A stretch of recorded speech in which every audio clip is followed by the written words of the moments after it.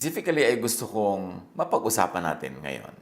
Para pong nakaka-depress pag naiisip ang mga loved ones na namatay na. At pag naiisip na ang lahat ng buhay pa ay mamamatay din, including me. Yan ang tanong ng marami. Minsan parang hindi naman sobrang mahirap pag naiisip mo na maraming mga tao, halimbawa ang sumasa kabilang buhay. Pero naiiba yung effect pagkakilala mo na may mukha na, may pangalan na, merong ibang talab sa buhay. But just the same, how are we going to tackle the issue of passing away, of pagpunta sa kabilang buhay, lalong-lalo sa mga panahon na marami tayong mga ibang kasabay na mga challenges sa buhay.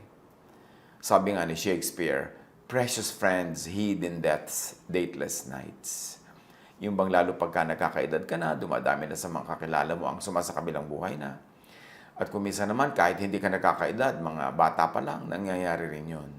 Paano i-handle ang ganitong mga malulungkot, mahihirap, very challenging issues ng buhay like passing?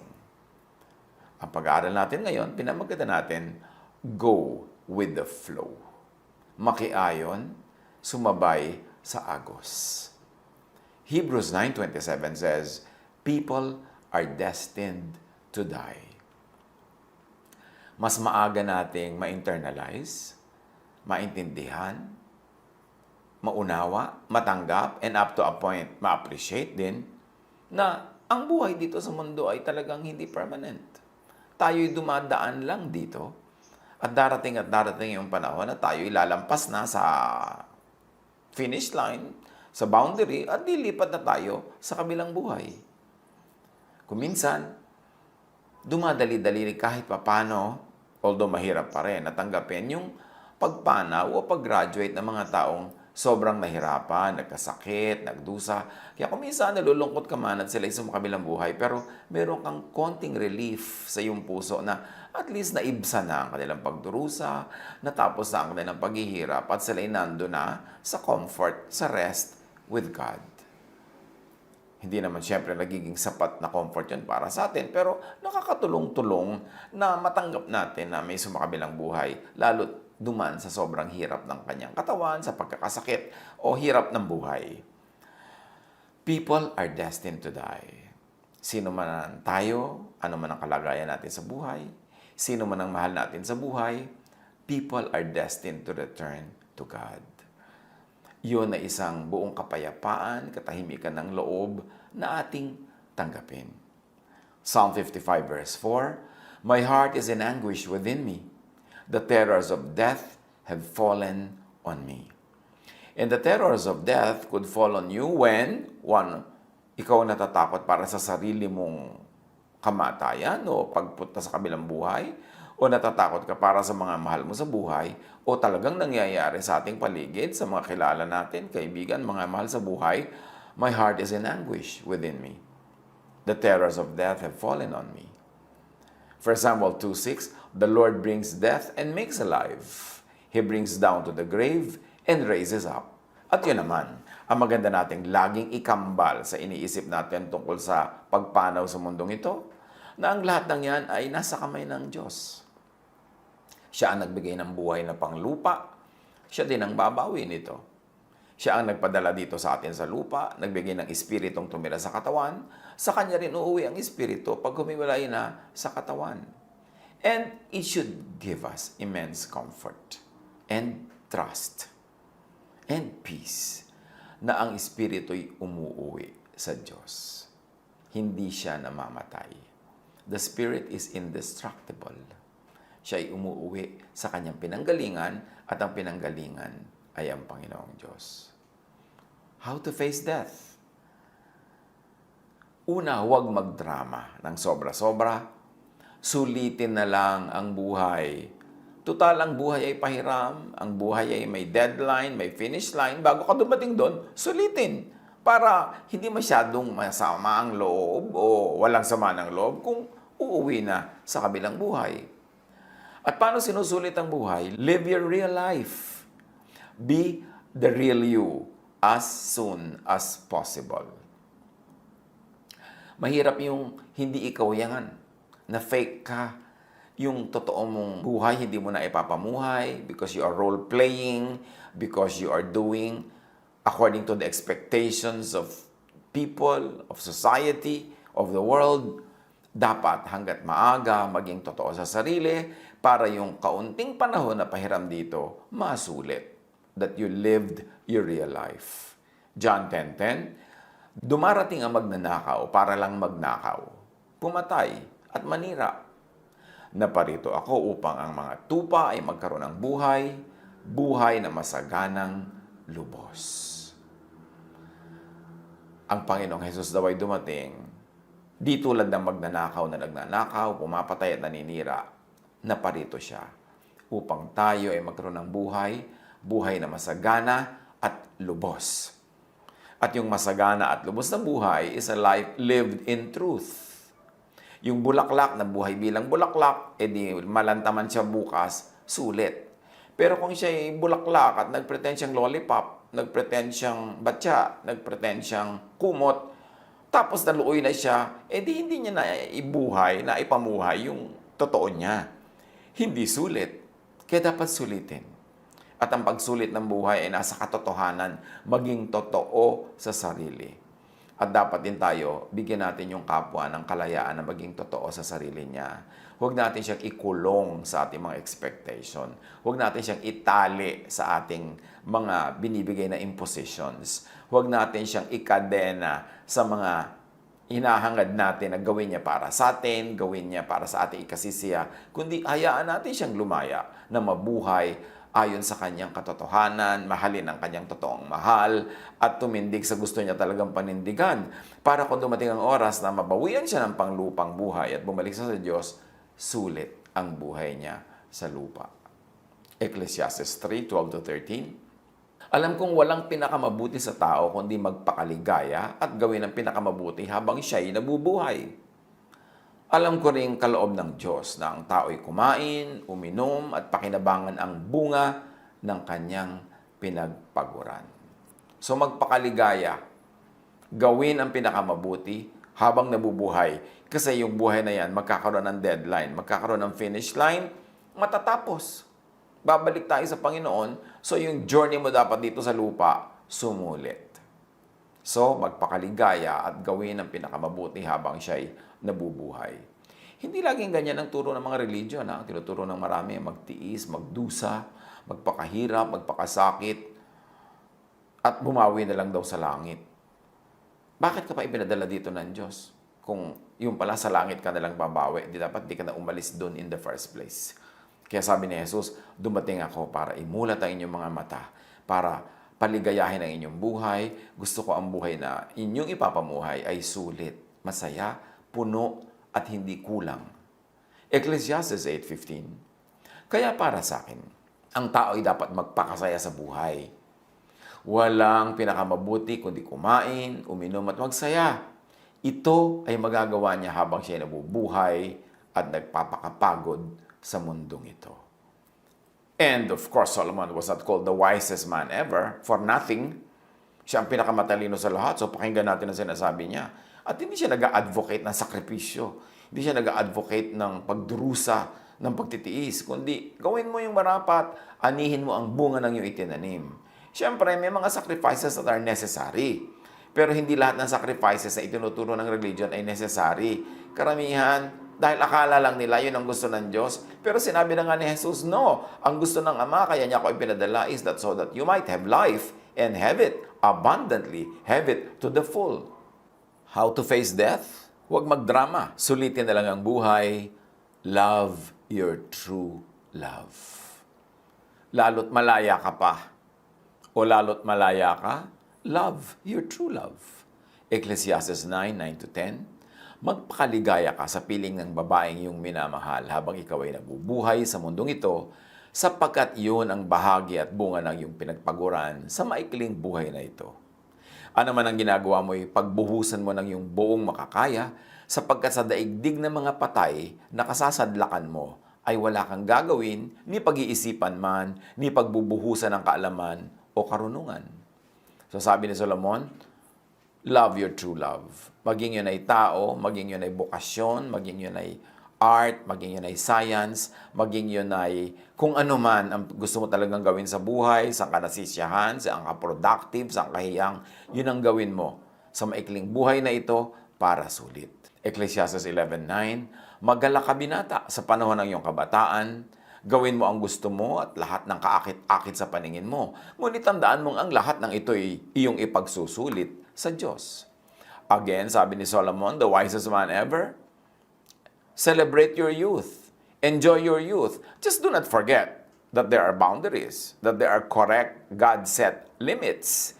Kasi pag lumampas ka doon, pag lumampas ka sa natural law, lumampas ka sa talagang itinakda ng Diyos, may consequence. So may pagsusulit. Merong magiging bunga yan. So kung ayaw mo ng negative bunga, huwag kang lumawis, huwag kang lumampas. Stay within limits. And within those limits, sobrang dami na pwedeng ma-enjoy. Hindi mo na kailangang lampasan pa and take risks na ikaw ay mapahamak. Pero celebrate your youth. Be a child when a child. Be youthful when young. And be old later. You have all the time in the world to be old. Alam nga namang bata ka pa, old na yung behavior mo, edi naligtangan mo yung youth. At marami naman sa atin, laging inaakala natin, virtue na bata pa lang, asal matanda na. Hindi na naging bata. Many times, we rob children of their childhood. We rob the youth of their youth. Gusto natin, hindi sila nagbe-behave na parang bata, parang matanda na agad. Bakit ngayon bang matatanda na yung mga matatanda sa pamilya? Talaga bang enjoy na enjoy kayo maging matanda? Bakit nanakawan ng mga kabataan ng sigla ng kabataan, ng kaligayahan, ng fan ng kabataan? But all within correct and godly limits. Let me emphasize that. Pero konti lang yung limits na yun ang sinet ng Diyos. At karamihan, makikita mo sa natural law, sa limits ng natural law. Tulad ng yung sobrang extreme sports na pwede ka talagang mapahamak at mamatay while having fun one afternoon, dapat pag-ingatan mo yan, pag-isipang mabuti. Don't take unnecessary risks.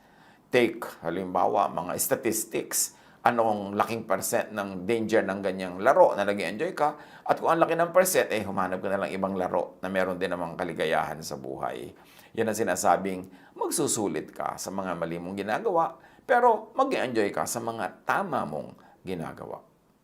Song of Songs 3-4, scarcely have I passed them when I found the one my heart loves. I held him and would not let him go, till I had brought him to my mother's house, to the room of the one who conceived me. Now, this is passionate love. This is very, very emotional and physical love being celebrated in the book Song of Songs.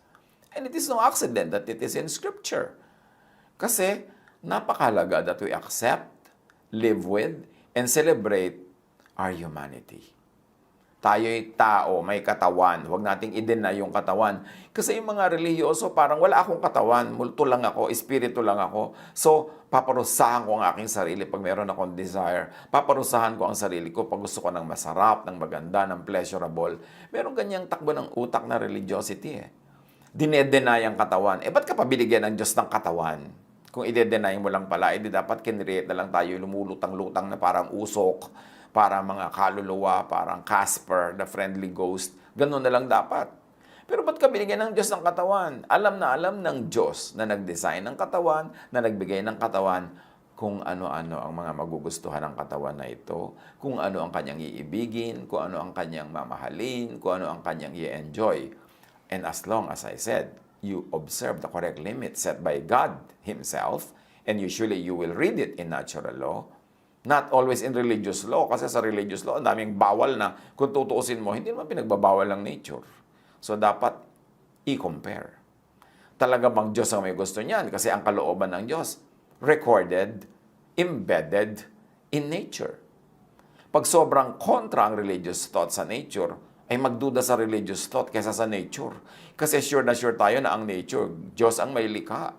Ang natural law, siya ang nag-set. Pero hindi lahat ng religious laws, Diyos ang may gawa.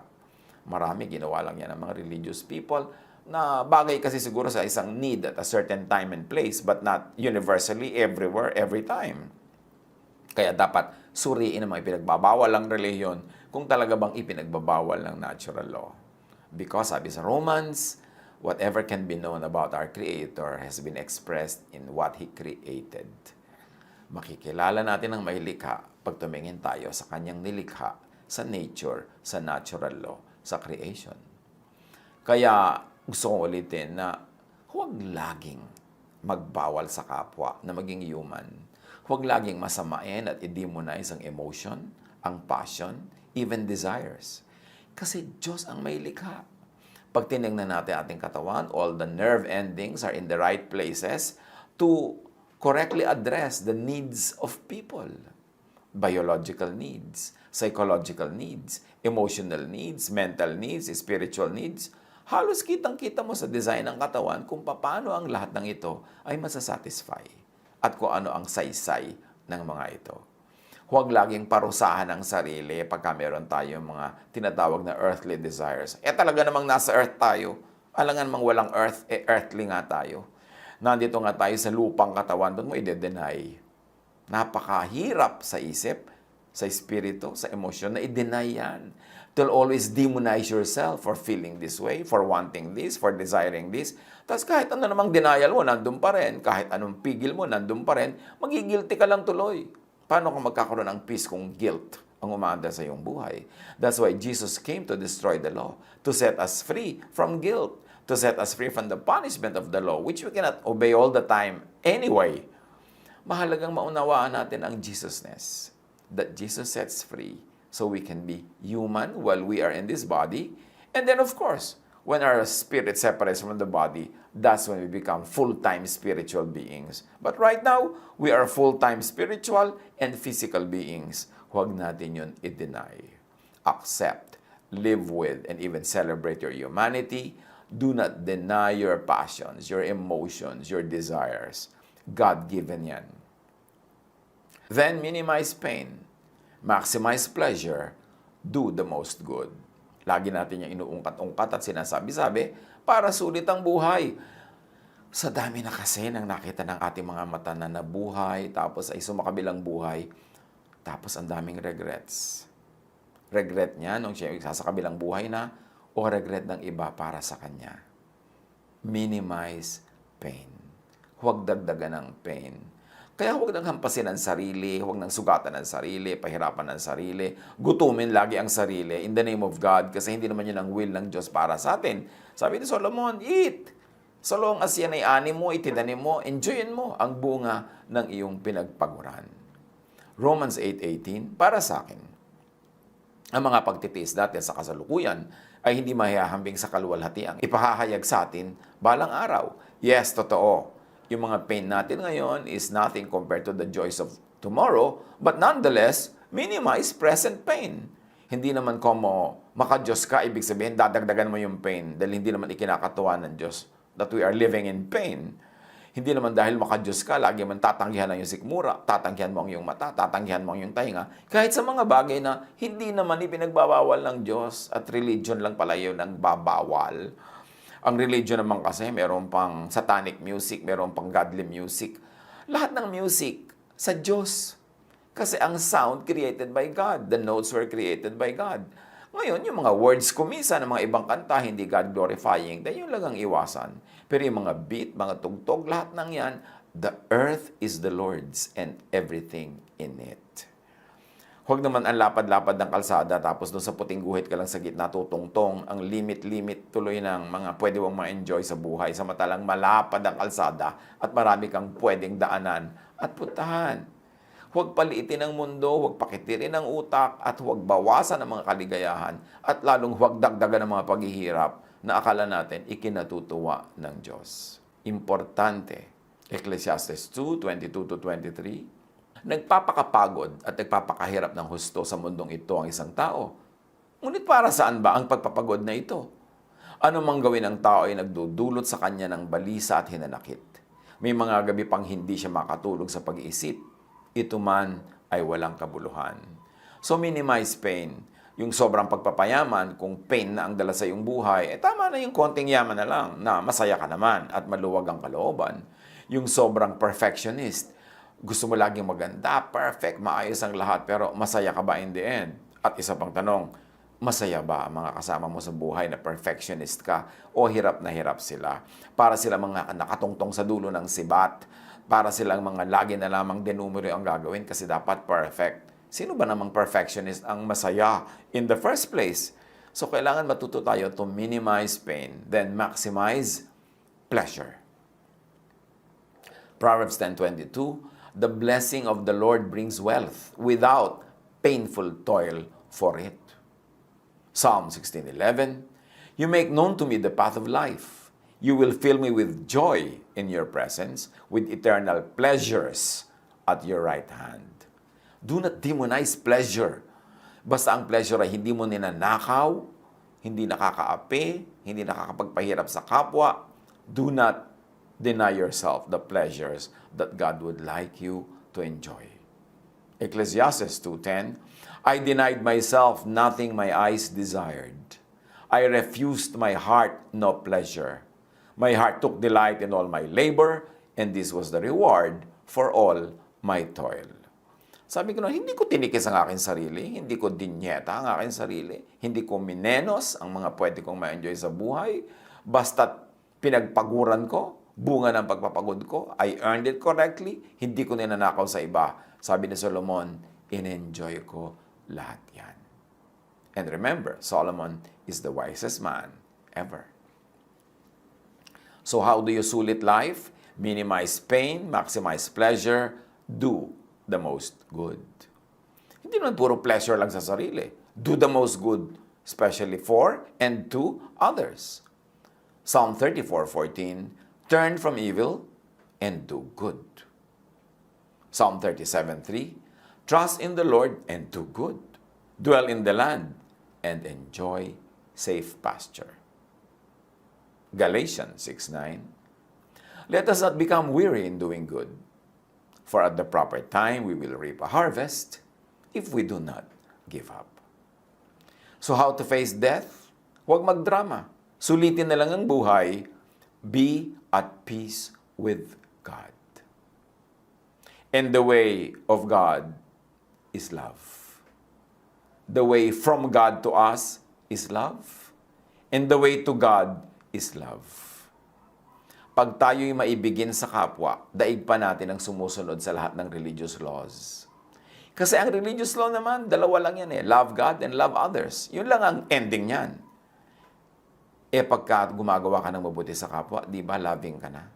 Daig mo pa yung mga nag-aayuno. Daig mo pa yung mga sobrang nag-abstain. Daig mo pa yung sobrang nagtitiis at nagdurusa. Kasi yung nagtitiis, nagdurusa, it doesn't always mean na may ginagawa silang mabuti sa kapwa. Pero if you love others, it means may ginagawa kang mabuti sa kapwa. So daig mo pa yung nagtitiis lang at nagdurusa. At kung ikaw ay at peace with God, you have maximized pleasure, minimized pain, you have done the most good, then, sumakabilang buhay pag oras na. Hindi rin naman yan talaga naiiwasan. So, paghandaan na lang. And the best way na paghahanda, hindi puro pagtitiis sa buhay, hindi puro pagdurusa na hindi naman hinihingi ng Diyos, kundi minimize pain, maximize pleasure, do the most good, then ready ka na sumakabilang buhay, lipat ka naman sa kabila. Ecclesiastes 12:1, alalahanin mo ang iyong manlilikha sa panahon ng iyong kabataan, bago dumating ang araw at taon na puno ng kaguluhan, panahong hindi mo na madama ang tamis ng mabuhay. Again, i-distort na naman ito ng mga mahilig magparusa, mahilig magpahirap sa buhay. Ang ibig sabihin sa kanila ng alalahanin mo yung manlilikha sa panahon ng iyong kabataan ay huwag kang mag-enjoy sa kabataan, huwag kang magsaya, huwag kang umibig, don't love your true love, don't pursue your passions, kundi puro ka magtiis, magdusa. Yan ang ibig sabihin sa kanila ng alalahanin ng manlilikha. Pero basahin natin muli. Ecclesiastes 12:1. Alalahanin mo ang iyong manlilikha sa panahon ng iyong kabataan. Ibig sabihin, mabuhay ka as bata habang ikay bata, enjoyin mo ang iyong kabataan, minimize pain, maximize pleasure, do the most good na kayang gawin ng isang bata. Bago dumating ang mga araw at taon na puno ng kaguluhan, panahong hindi mo na madama ang tamis ng buhay. Ibig sabihin, lumakad ka na habang nakakalakad ka, hindi yung tanda-tanda mo na hindi ka na makakalakad. Enjoyin mo na ang pwede mo enjoy ng bata kasi hindi ka laging bata, tatanda ka. Gawin mo na ang lahat ng paglilingkod mo sa Diyos habang bata ka. Kasi tatanda ka na, hindi mo na kayang gawin kahit ibig mo. Pero kasabay nun, mabuhay ka ng masaya, masarap, mapayapa, sabay-sabay, kasyang lahat yan.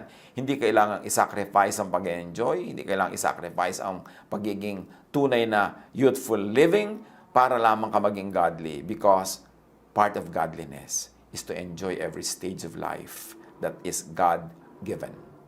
Enjoy childhood, enjoy youth, enjoy early adulthood, enjoy adulthood and seniorhood. Lahat yan part of God's blessings. John 14:3. And if I go and prepare a place for you, sabi ni Jesus, I will come back and take you to be with me so that you may also be where I am. Of course, marami nag-iisip na ang isa sa mga ibig sabihin ni Jesus na I will come back is I died but I resurrected, so I came back to you para madala ko kayo sa resurrection and to life. Kailangan tanggapin na lahat tayo ay isa sa kabilang buhay. Walang magagawa against that. Sakay na lang. Go with the flow. Pag dumating ang panahon ng mga mahal natin sa buhay ay sasakabilang buhay na. Ang mahalaga, hindi tayo punong-puno ng pagsisisi na hindi natin sila namahal enough, hindi natin sila napaglingkuran enough, hindi natin sila napasaya enough. At kung tayo naman yung sasakabilang buhay na, ang mahalaga rin, hindi tayo nagsisisi that we were not able to live the life that God meant for us to be lived. Ecclesiastes 7:2. Mas mabuting pumunta sa bahay ng namatayan kaysa bahay na may handaan, pagkat dapat alalahanin ng buhay na siya man ay nakatakdaring mamatay. Mahalaga nagpupunta ka sa mga funerals at sa mga panahon na ito, remember, may social distancing, so iba ang panahon, so iba ang ating behavior. Pero mas mahalagang nakikiramay sa mga namamatayan kaysa nagpa-party lamang, kasi pagka ginagawa natin yung pakikiramay, yung pagpunta sa mga namatayan, kung allowed by protocols and by safety, at kung hindi man tayo nakakapunta physically, pwede naman na online, pwedeng Zoom, o pwedeng in spirit. Ang mahalaga, we face death, the death of others, the death of ourselves, with the love of God in our hearts, without regrets, even with gratitude. Pagka nagawa natin ang dapat gawin sa buhay, minimize pain, maximize pleasure, do the most good, serve God even when you are having fun, serve God even when you are enjoying life, and serve God even when you are not having fun or not enjoying, and when you are sacrificing once in a while. Hindi kailangang ilimit sa mga kalungkutan lamang na pinopromote ng maraming religious teachings. Paano susulitin ang buhay? Paano matatanggap ang pagsakabilang buhay pag dumating? Live to the fullest. Then go home to your Maker. Let our loved ones, let others live to the fullest, and then let them go home to their Maker. Job 30:23. I know you will bring me down to death, to the place appointed for all the living. Alam yun ni Job, tinatanggap yun ni Job. Ecclesiastes 3:1-2. Ang lahat sa mundong ito ay may kanya-kanyang panahon. May kanya-kanyang oras. Ang panahon ng pagsilang at panahon ng pagkamatay. It's a fact of life. It's pointless to wrestle with it. Live with it and then die to it. Kasi yun naman talagang itinakda ng ating Panginoon. Ecclesiastes 12:7. At death, the dust returns to the ground it came from, and the spirit returns to God who gave it. Nakakalungkot lang na merong temporary na paghiwa-hiwalay. Nakakalungkot lang na maiibang arrangement sa daily life, sa physical life. Pero, mas unahing isipin yung malalim, yung mataas na katotohanan. Ang espiritong humihiwalay sa katawan, sa kamatayan ng katawan, ay hindi namamatay. Hindi namamatay ang espiritu. Bumabalik sa Diyos. This is the glorious, exciting frontier. Yung pagtawid into eternal life. Yung pagtawid sa kabilang buhay. Ano man ang ating alam, paniniwala, inaakala tungkol sa kabilang buhay, bahala ang Diyos tungkol doon. Ang mahalaga, yung alam natin tungkol sa buhay na ito, dito sa lupa, sa katawang lupa, isulit natin para anuman ang magiging tunay na mga detalye na mangyayari sa kabilang buhay. Related na lang ang mga topic natin, baka naman na mapurga na tayo sa mga lockdown. Kaya mag-uusap-usap tayo ngayon at pag-aaralan natin ay isang bagay na palaisipan sa napakaraming mga tao. People in love usually cannot forget the ones they love. Kahit sila winawalang hiya, kahit na sila inaapi-api, kinakawawa, bakit hindi nila malimot-limutan, hindi nila matanggal-tanggal yung pag-ibig na yan na nakakasama na sa kanila. Kaya patuloy sila tuloy na abuso, nadadamage, nung kung sino pa yung minamahal nila. Kaya ang pag-uusapan natin ngayon ay how to forget a loved one who does not deserve you. How do you forget a loved one who systematically and systemically wrong you? How to unlove this beloved? At ang payo ng tito, get angry first. O kaya, first, get angry. Gusto niyo meron kayong limutin na pag-ibig? Yung pag-ibig na hindi naman yung asawa niyo, kasi syempre, yung asawa niyo na yan eh. Kailangan, as is where is, mag-adjust na lang. Pero yung mga hindi mo pa naman asawa, tapos kawawang-kawawa ka, inaapi-api ka. O kaya talagang inapi-api ka na noon, wala na kayo ngayon, pero addicted ka pa rin sa kanya, kahit kanya inihampa sa 4 na sulok ng misericordia, kahit ginawa kanyang doormat, love mo pa rin. How do you forget such loves? At ang payo natin, first, get angry. Ephesians 4:26, be angry. ... May ibang kasunod dyan, pero kunin natin yung general idea, be angry. Because even Jesus became angry. Alam natin yan. Kung paano niya ipinagtataob ang mga mesa doon sa templo, pinaghahagupit yung mga tao doon at ipinagtabuyan sila palabas, nagalit ang Panginoon. At mamaya babalikan natin yung galit na yon. At ano ang na-accomplish nung ganong klaseng galit? Mark 3:5, Jesus was angry as he looked around at the people. Yet he felt sorry for them because they were so stubborn. So magkahalong anger at feeling sorry ang naramdaman ni Jesus. Tinutukoy kaya dito yung mga tao sa lockdown na talaga namang ayaw, paawa at sa kalalabas at sa pakikihalubilo sa mga tao. Jesus was angry. There is wisdom in righteous indignation, in righteous anger. Yung anger na nasa tamang lugar, merong katalinuhan at may karunungan yun. Ecclesiastes 3:1 and 7-8. There is a time for everything, a time to be silent and a time to speak, a time to love and a time to hate, a time for war and a time for peace. So, minsan kung angry ka, you just be silent. Hindi ka nagsasalita talaga. May talagang ganong oras. At tama yun, pagka tama yung context. May time to hate. Merong time for war. So, contextualize anger.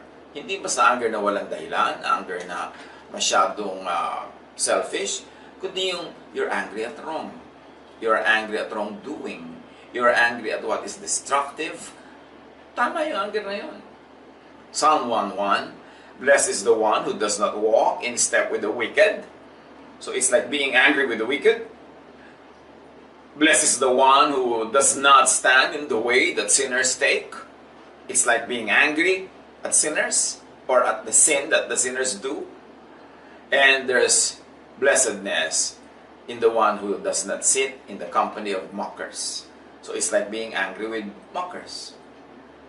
This is to be angry at the wicked, at sinners and the sin they do, and the mockers. And there is a place for that kind of anger. So, how do you forget a love that is not loving to you? How do you turn your back on somebody who does not want to take care of you anyway, who even destroys you? Get angry at wrong in general. Dapat generally, galit ka sa mali. Hindi pwedeng godly po ako, so hindi ako pwedeng magalit. No, kung love mo ang Diyos, dapat angry ka sa devil. Dapat kung love mo ang godliness, dapat angry ka sa evil work, sa evil deeds, at saka sa evil thoughts. Ang tunay na banal, ang tunay na maka-Diyos, dapat marunong magalit. Kasi hindi ko marunong magalit, ibig sabihin kahit ano okay sa'yo, hindi ka maka-Diyos. dapat marunong kang magalit sa mali. Proverbs 25:26, like a muddied spring or a polluted well, are the righteous who give way to the wicked. Ganyan daw yung mga matutuwid na pinagbibigyan yung mga masasama at ang kasamaan para silang bukal ng tubig na nadudumihan. Para silang mga balon ng tubig na napupuno ng kalat, napupulyot sila. So nawawala yung kanilang purity, nawawala yung kanilang tunay na kahulugan. So marunong ka dapat magalit sa mali kung ikaw ay maka-Diyos. Get angry at wickedness. Proverbs 10:23, a fool finds pleasure in wicked schemes, but a person of understanding delights in wisdom. Pagkahangal daw, natutuwa sa mga mali-maling mga trabaho, pero pagka ikaw ay matino, yung tama ang iyong kinakatuwaan. Marami mga nagmi-misapply ng ibig sabihin ng pagiging godly, pagiging maka-Diyos. Yung ginagawa na silang doormat, nakangiti pa. Hindi na sila iginagalang, tinitiis lang nila. Pagkatapos usong-uso pa ito sa napakarami mga churches. Kung sino yung masama, siya ang bida. Kung sino yung bastos, siya yung malakas ang boses, siya yung natusunod. Kung sino yung bossy, kung sino yung dominante, siya yung laging nakakapangyari. Kasi akala nung iba, to be godly is tumahimik ka na lang kahit tinatapakan ka sa mukha. Kahit na inuutangan ka, hindi ka binabayaran, hindi ka na lang kikibo. Kahit na rude na yung mga iba, pinapakialaman ng buhay mo, nagiging modern day Pharisee na naghahari-harian sa sarili mong buhay, nakikialam sa'yo, baw ka na lang ng baw. Akala nung iba ganun yung kabaitan. No. True godliness is angry at wrongdoing. Dapat itanim natin sa utak natin yan. Huwag tayong magbait-baitan na sa totoo lang, nabubwisit ka na rin, naiinis ka na, nagagalit ka, pero sa mga ko, kailangan yung testimony ko. So, magiging hipokrita ka, magpapretend ka na okay lang sa'yo ang hindi okay. No. If you're godly, you should be angry at wrong. So, get angry at the particular wrong done or being done to you. Kanina, get angry in general lang at general wrong. Now, be angry in particular at particular wrongs. Proverbs 25:19, like a broken tooth or a lame foot is reliance on the unfaithful in a time of trouble. Get angry at unfaithfulness. Dapat, because godliness is faithfulness to God and to those who we are supposed to be faithful to, you should get angry at unfaithfulness. Hindi mo tinotolerate yung unfaithfulness dahil lang maka-Diyos ka, dahil anak ka ng Diyos, pinapayagan mo ng loko-lokohin ka, paglaruan ka, ituring kang parang basahan. No. You should get angry at unfaithfulness. Proverbs 25:24, better to live in a corner of the roof than share a house with a quarrelsome wife.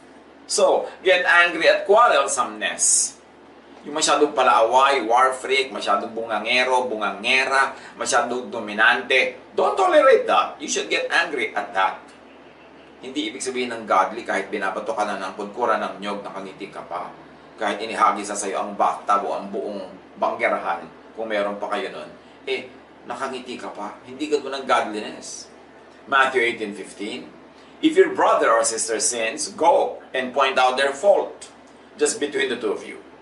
If they listen to you, you have won them over. And particularly, ang pinag-uusapan dito is sin against you. Yung ikaw ang casualty. Ikaw ang biktima ng kasalanan niya, hindi yung kasalanan ni Juan kay Pedro, pakikialaman mo yung buhay nilang dalawa, manghihimasok ka. So if your brother sins against you, that should have been the more precise reading of this. Sabihin mo, alam mo na-offend ako sa ginawa mo, alam mo nasaktan ako sa sinasabi mo, alam mo ayoko nung ginagawa mo na tuwing nagsasalita ako, pinuputol mo ako, alam mo ayoko yung pinapakialaman mo, pati damit ko ha, hindi ikaw ang nanay ko.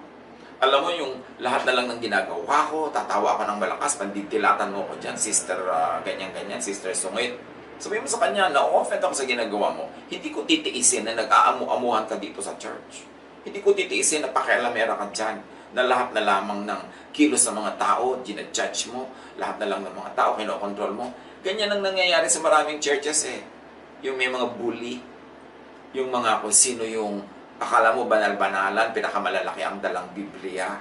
Yung ang tagal-tagal ng member sa church ang nag-donate ng bubong o poste. Kukontrolin na niya yung iba.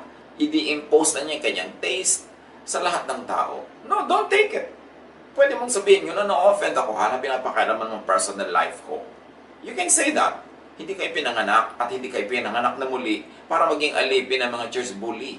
You must be angry at quarrelsomeness. You must be angry at pakikialamera ng mga tao sa buhay mo. Dapat marunong ka magalit na ganun.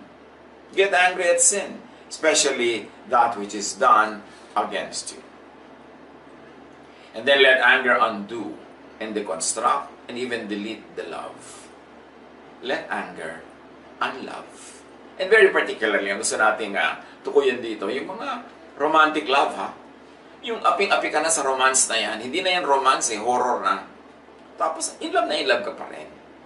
Yung mamaya, papasok ka, wala kang ngipin, bungi-bungi ka na dahil binubugbog ka ng boyfriend mo, na hindi ka pinapakain, binubugbog ka. Tapos payag na payag ka naman. Masabihan ka lang ng konting, I love you, kumain ka na ng turon. Happy ka na, kahit meron kang pasa-pasa. No. Let anger undo and unlove. Matthew 18:17. If they refuse to listen, treat them as you would a pagan or a tax collector. Yan daw ang dapat mong gawin sa kapatiran o kaya kahit nasa karelasyon na hindi nakikinig sa sinasabi mong protest against them hurting you. Yung hindi sila nakikinig sa pagtutuwid mo sa kanila na ikaw yung kawawa, ikaw yung naapi. Pag hindi, sabi niya, treat them as you would a pagan or a tax collector. Huwag mong pagtiyagaan. Huwag kang magsiksik. Huwag mong iniisip yung hindi naman nag-iisip sa'yo. At huwag mong pagmahalin yung hindi naman nagmamahal sa'yo. Ito sa romantic love. Kasi sa family, syempre iba yun Yung kahit hindi masyadong loving, pamilya mo, di mahalin mo. Pero hindi rin sobra maraming abusadong kapatid, hipag, pinsan. Dapat marunong ka mag-protect na yun sa sarili. So, pagka nagawa mo na yan, natutunan mo ng magalit, at siguro naman hindi ko na kailan ikaw turuan magalit dahil magagalit yan naman tayo lahat halos, no? Kaya lang nagpapanggap-panggap na nagbabait-baitan mula nung na-born again. Pero magpakatotoo tayo, meron talaga nakakagalit. Pipiliin lang natin kung ano yon. Magagalit ka sa wrongdoing, at siyempre nadadama yung wrongdoer, alangan namang totally ba ihiwalay mo yung wrongdoer sa wrongdoing. Kaya may nagiging galit ka rin sa kanya. Pero we are not done with our message yet. Nasa point pa lang tayong magalit ka to the point na ma-unlove mo siya. Para hindi ka ma-attach. Para mawala yung enslavement mo sa kanya, yung slavery mo, yung addiction mo sa kanya kasi love na love mo. So kailangan matuto ka mo na magalit. Then unlove. Romans 12:17-18. Do not repay anyone evil for evil. Be careful to do what is right in the eyes of everyone. If it is possible, as far as it depends on you, live at peace with everyone. Pero yun ay, kung natutunan mo na siyang ma-unlove. Si Jesus nga kita natin yung progression ng pag-unlove niya. Let's say, the temple and the activities in the temple, the wrongdoings happening at the temple. Diba, galit na galit si Jesus sa hypocrisy ng mga priests at ng mga teachers of the law and Pharisees. Ang dami niya, isang chapter yan sa Matthew 23 na pinagsasabi niya, woe to you, woe to you, woe to you. Pinapahirapan niya ang mga tao, puro kayo pagpapangga, puro kayo pagpapangwari, puro kayo pahirap sa mga tao. Pero bago yon sa Matthew 21, pagdating niya sa temple, nung tinatawag nating Palm Sunday, pinagtataob niya yung mga mesa ng mga money changers, tataob din niya at pinagtutumba niya yung mga kulungan ng mga hayop doon na ibinebenta for sacrifice.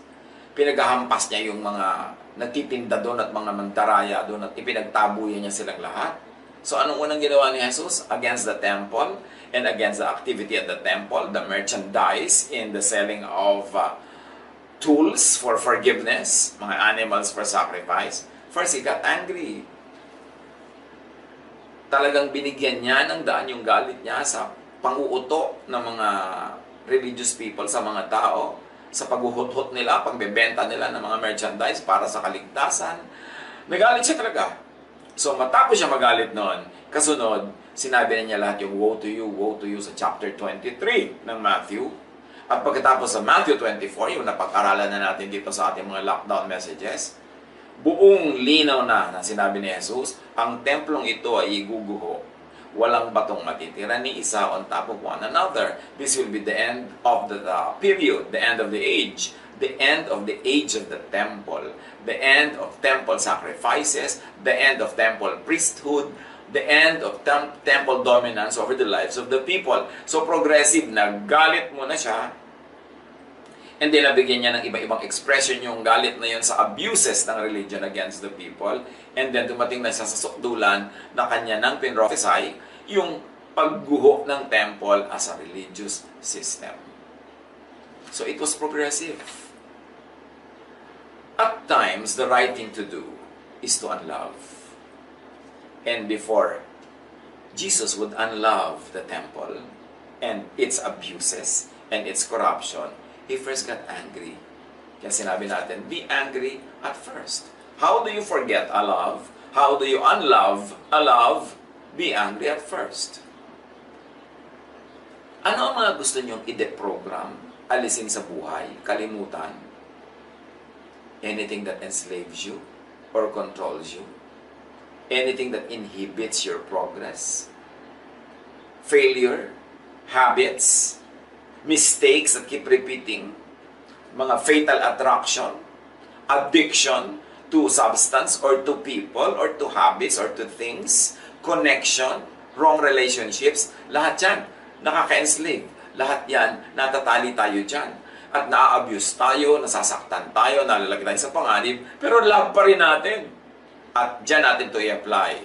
You want to unlove all of these things? You want to unlove people who abuse you, who destroy you. You want to unlove habits that make you a constant failure. You want to unlove lifestyles that make you poor. You want to unlove anything that thwarts your progress towards the best person that you can be.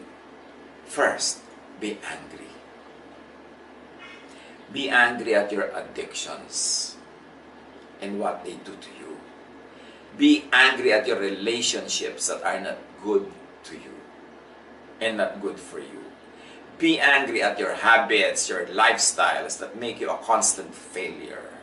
Be angry at your lack of quality when you do anything. Be angry at your katamaran. Be angry at your sobrang magiging matatakutin. You should be angry at your inferiority feeling that prevents you from becoming the fully fruitful person that you should be. First, be angry.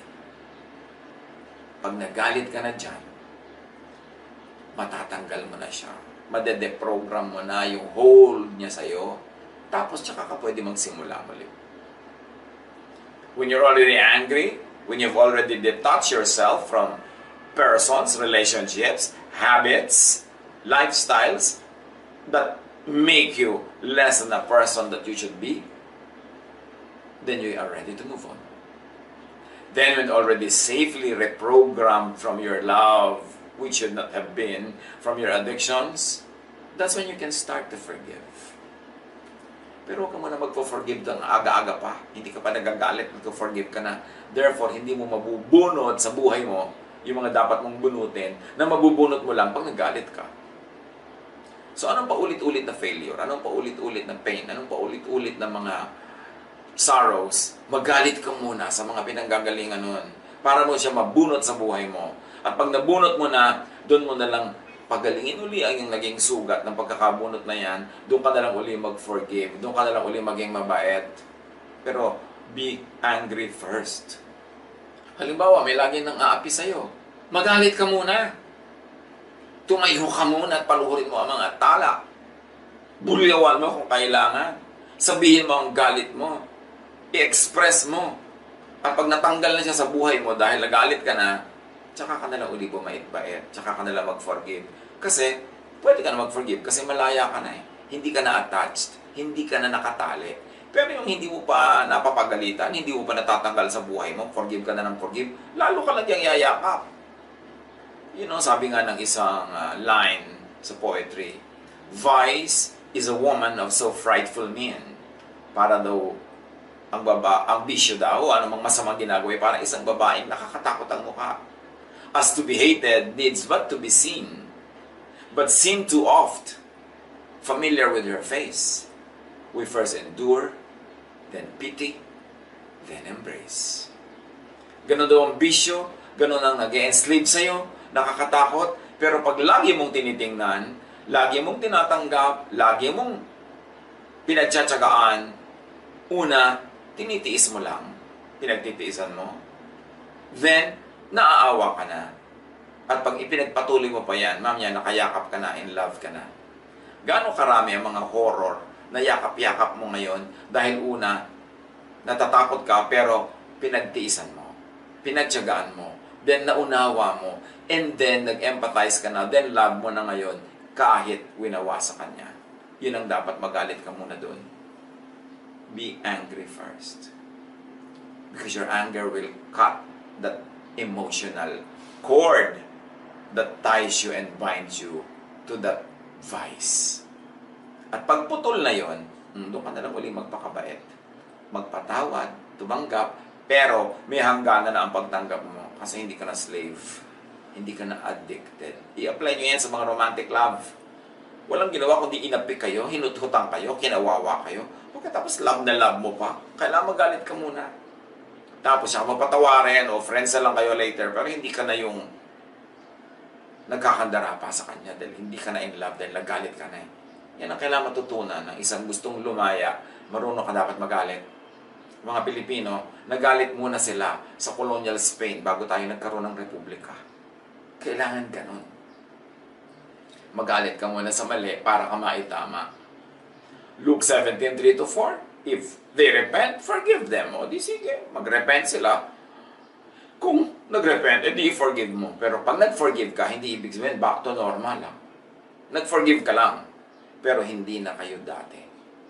Proverbs 10:25, when the storm has swept by, the wicked are gone, but the righteous stand firm forever. So tatayo ka rin, mananatili ka nakatayo, pero kailangan palampasin mo muna yung storm. At kung kailangan ka mag-participate sa storm na yan, do it. Hindi pwedeng sitting pretty ka lang dyan, sweetie pie ka kasi walang mangyayari sa buhay mo pag ganyan. Dapat marunong ka maggalit. Genesis 27:45, sabi ni Rebecca kay Jacob, kasi si Rebecca at yung kanyang anak na si Jacob, meron silang mga kaso, mga sabuata mag-ina, naapi tuloy yung kapatid ni Jacob na si Esau. At nagkala